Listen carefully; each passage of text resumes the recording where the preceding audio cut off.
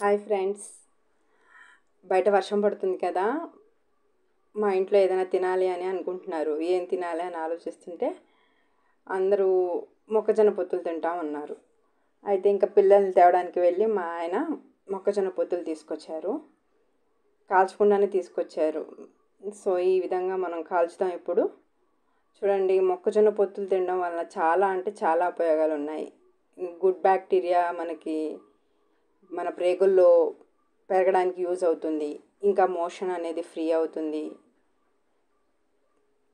మెయిన్గా చెప్పాలంటే ప్రేగులు బాగా క్లీన్ అవుతాయి. ఇంకా ప్రేగులు క్యాన్సర్ లాంటివి కూడా రాకుండా ఉంటుంది.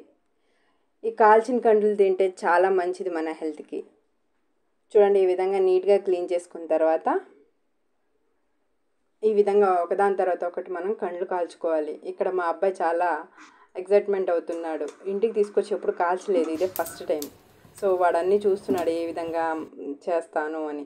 నాతో పాటు ఉండి మొత్తం కాల్చేంత వరకు ఉన్నాడు. చాలా ఇంట్రెస్ట్గా ఉన్నాడు తినడానికి కోసం. ఎప్పుడెప్పుడు తిందామా, అమ్మ ఎప్పుడు చేస్తుందా అని చూస్తున్నాడు. చూడు, నాకు హెల్ప్ చేశాడు. అది ఇంకా మొక్కజొన్న క్లీన్ చేసే దగ్గర నుంచి కాల్చేంత వరకు అన్నీ దగ్గరుండి చూశాడు. అమ్మ ఎప్పుడెప్పుడు పెడుతుందా అని చూస్తున్నాడు.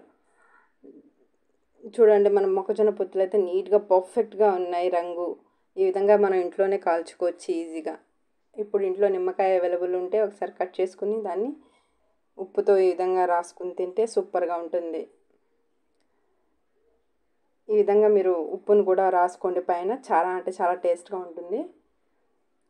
మా అబ్బాయికి అయితే బాగా నచ్చింది. తీసుకెళ్ళిపోయాడు ఒకటి, ఆల్రెడీ మొత్తం తినేశాడు.